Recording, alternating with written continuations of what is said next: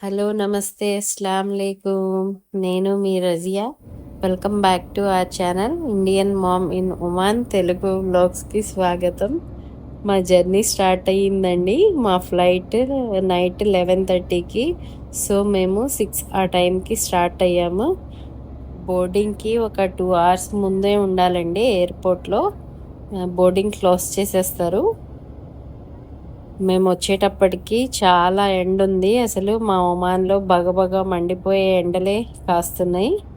ఇంకా మధ్య మధ్యలో నేను వీడియోస్ తీసుకోవడం స్టార్ట్ చేశాను. అక్కడక్కడ ఇంటి దగ్గర నుంచి స్టార్ట్ అయ్యేది తీద్దాం అనుకున్నాను, కానీ చాలా హడావిడి అయిపోయింది.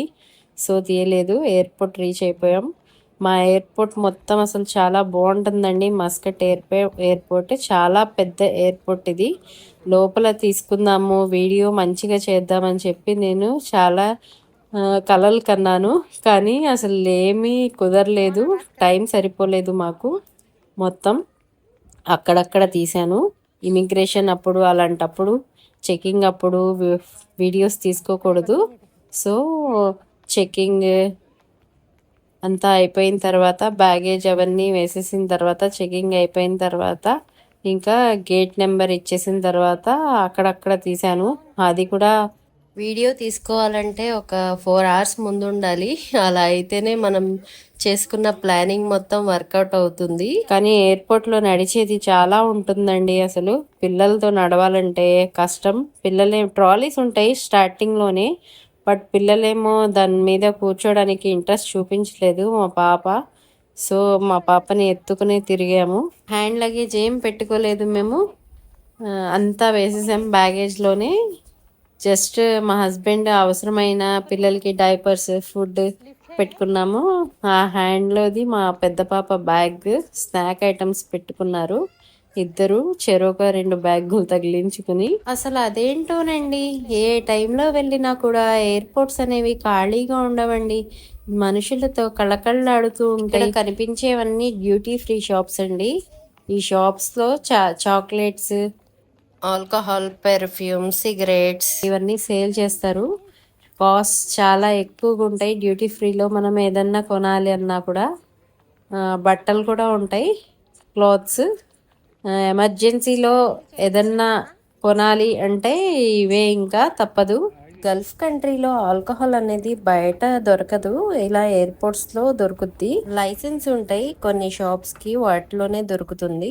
ఎయిర్పోర్ట్ అంతా ఇలానే నడిచేది ఉంటుంది. నడిచి ఇంకా మేము గేట్లో ఎంట్రీ అయిపోయిన తర్వాత ఇంకా ఫ్లైట్ ఎక్కడానికి వస్తున్నాం. కానీ ఫ్లైట్ ఎక్కే వరకు చాలా భయం వేసింది.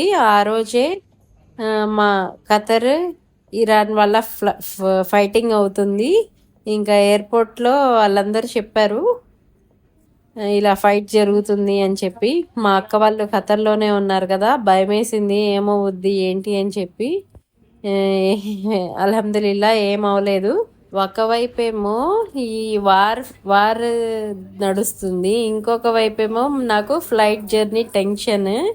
రెండు సరిపోయినాయి నాకు. ఫ్లైట్ ఎక్కి దిగేంత వరకు చాలా టెన్షన్గా అనిపించింది. మేము బుక్ చేసుకున్నది కూడా ఎయిర్ ఇండియా ఫ్లైటే. మేము వచ్చే ముందే కదా ఎయిర్ ఇండియా ఫ్లైట్ ఇష్యూ జరిగింది. సో చాలా భయం వేసింది, కానీ చాలా మంచిగా చేశారు. ఎయిర్ ఇండియా ఫ్లైట్స్ అన్నిటినీ కొత్తగా పెట్టారు. అన్ని ఫ్లైట్స్ చాలా మంచి ఫెసిలిటీస్ పెట్టారు. ప్యాసింజర్స్కి ఏ ప్రాబ్లం లేకుండా, ఏ రిస్క్ లేకుండా మొత్తం ముందుగానే ఇంటిమేషన్ చేస్తూ ఉన్నారు.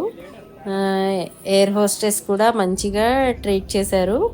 అందరూ ఎయిర్ ఇండియా ఎందుకు చేసుకుంటారంటే ఎయిర్ ఇండియాలో ఏసీ బాగుంటుంది, ఫుడ్ కూడా ఇస్తారు. అదే ఇండిగోలో అయితే ఫుడ్ ఇవ్వరు. మేము టికెట్స్ అనేవి ఒక 2 months బ్యాకే చేసుకుంటాం కదా, సో 2 months బ్యాకే ఎయిర్ ఇండియాని బుక్ చేసుకున్నాము.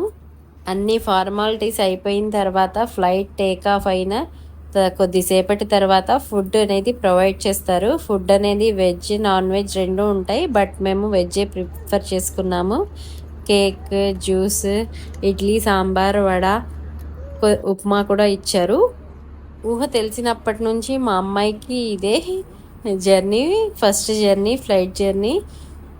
సో ఫ్లైట్ ఎక్కే ముందు ఏడ్చింది కొద్దిసేపు, తర్వాత నార్మల్ అయ్యింది. వాళ్ళ అక్క మొత్తం చూపించిన తర్వాత ఇంకా మేము ల్యాండ్ అయిపోయాం. ల్యాండ్ అయిపోయిన తర్వాత లగేజ్ కోసం వెయిట్ చేస్తున్నాం.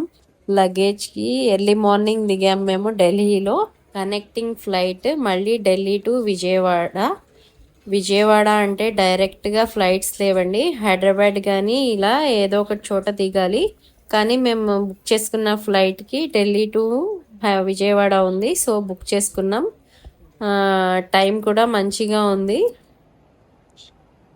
ఇంకా మా లగేజ్ అంతా కలెక్ట్ చేసుకున్న తర్వాత ఇంకా మళ్ళీ డొమెస్టిక్ వైపు వెళ్తున్నాం ఢిల్లీ ఎయిర్పోర్ట్లో. ఎంతైనా గల్ఫ్ ఎయిర్పోర్ట్సేనండి, దాంట్లో ఉన్న ఫెసిలిటీస్ మరెక్కడా రావు. చాలా మంచిగా ఉంటాయి. ఏ ఎయిర్పోర్ట్లో, మన ఇండియాలో ఏ ఎయిర్పోర్ట్లో దిగినా కూడా అంత నీట్గా అనిపించవు. కానీ గల్ఫ్ ఎయిర్పోర్ట్స్ అండి. ఎర్లీ మార్నింగ్ దిగాం కదా, ఇంకా బ్రేక్ఫాస్ట్ చేద్దామని చెప్పి ఫిక్స్ అయ్యాము. ఫ్లైట్లో ఇచ్చిన బ్రేక్ఫాస్ట్ నచ్చలేదు, సరిగ్గా తినలేదు. సో విజయవాడ బ్రేక్ఫాస్ట్ అయిపోయిన తర్వాత విజయవాడ ఫ్లైట్ ఎక్కుదామని చెప్పి వస్తున్నాము. ఢిల్లీలో ఎర్లీ మార్నింగ్ 6కి మా ఫ్లైట్. మళ్ళీ అది కూడా ఎయిర్ ఇండియాని, విస్తారా వచ్చింది, ఎయిర్ ఇండియా విస్తారా. చెప్పాను కదా చాలా మంచి ఫ్లైట్స్ పెట్టారు, న్యూగా ఉన్నవన్నీ. ఈ మళ్ళీ మన ఎయిర్ ఇండియాకి బ్యాడ్ నేమ్ రాకూడదు కదా, సో వాళ్ళు కూడా జాగ్రత్త పడి మంచి ఫ్లైట్స్ పెట్టారు. చూడండి అక్కడ ఫ్లైట్ అనేది టేకాఫ్ అవుతుంది. టేకాఫ్ అండ్ ల్యాండింగ్ చూడడానికి చాలా బాగుంటాయండి. ఫ్లైట్లో కూర్చున్నంతసేపు అది టేక్ ఆఫ్ అవుతున్నా ల్యాండింగ్ అవుతున్నా కొంచెం భయం వేస్తున్నట్టు ఉంటుంది. చిన్నపిల్లలకి కంపల్సరీగా ఇయర్ పెయిన్ వస్తుందండి. ఇన్ఫాంట్స్ అయితే వాళ్ళ పేరెంట్స్ ఫీడింగ్ చేస్తే పర్లేదు, లేకపోతే మనం లాలీపాప్స్ కానీ ఏదో ఒకటి దగ్గర ఉంచుకోవాలి పిల్లలకి చెవిలో నొప్పి రాకుండా. పిల్లలకు కాదు పెద్దోళ్ళకి కూడా వస్తుంది.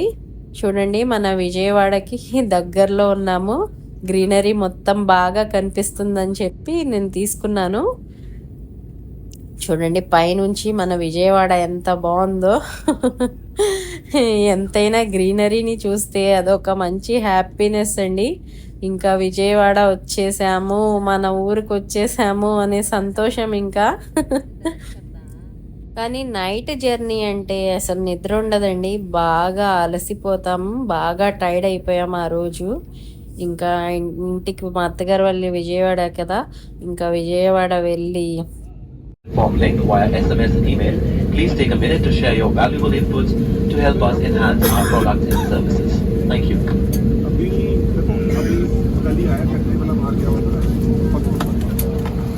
పిల్లలిద్దరూ బాగా అలసిపోయారు. ఈ విజయవాడ ఫ్లైట్ ఎక్కిన తర్వాత పడుకున్నారు వాళ్ళిద్దరూ. మన విజయవాడ ఎయిర్పోర్ట్ బయట బాగా చేశారు. ఇంకా లోపల కన్స్ట్రక్షన్ జరుగుతుంది, మొత్తం ఎప్పటికప్పుడు. మా బ్రదర్ వచ్చారు మమ్మల్ని పిక్ చేసుకోవడానికి. మా అత్తగారు వాళ్ళ ఇంటికి వెళ్ళాం మేము డైరెక్ట్గా, అక్కడే వెళ్ళాలి కదా, సో అక్కడికే వెళ్ళాము. మావయ్యని చూసి వెళ్ళట్లేదు మా చిన్నమ్మాయి, భయపడుతుంది. ఇది మా అత్తగారు వాళ్ళ ఇల్లు. కింద రెంట్కి ఇచ్చి ఉంటాం, పై 2 దాంట్లో మేమే ఉంటాం. ఇంటికి వచ్చేటప్పటికి 12:30 అలా అయింది. వచ్చి రాగానే ఇంకా ఫ్రెష్ అప్ అయ్యి లంచ్ చేసి రెస్ట్ తీసుకున్నాం బాగా. పడుకుని ఈవినింగ్ లేచాము. ఈవినింగ్ లేచిన తర్వాత గోరింటాకు కావాలంట, వర్షం పడిందండి మేము వచ్చిన తర్వాత. బాగా గోరింటాకు కావాలంట, ఇద్దరికి గోరింటాకులు పెట్టారు వాళ్ళ పిన్ని, అదే మా కో సిస్టర్. ఇక్కడికి వస్తే చాలండి దోమలండి, బాగా పిల్లల్ని బాగా విసిగిచ్చేస్తాయి దోమలు, మామూలుగా కాదు. ఆ గోరింటాకు పెట్టించుకున్నంతసేపు దోమలు కుట్టేసినవి మా పెద్దమ్మాయికి. గోక ఆమె పెడుతుంటే నేనేమో గోకుతూ ఉన్నాను వీడియో తీస్తూ. అక్కడేమో మాకు గల్ఫ్లో అసలు దోమలు ఉండవండి, చాలా డ్రైనేజ్ సిస్టమ్ ఉండదు కదా, సో అక్కడ దోమలు ఉండవు, మొత్తం హైజీనికే. ఓకే అండి, నా ఛానల్ని లైక్ చేయండి, షేర్ చేయండి, సబ్స్క్రైబ్ చేయండి. మరొక్క వ్లాగ్తో మళ్ళీ కలుద్దాం. అంతవరకు సెలవు. బాయ్. అల్లా హాఫీజ్.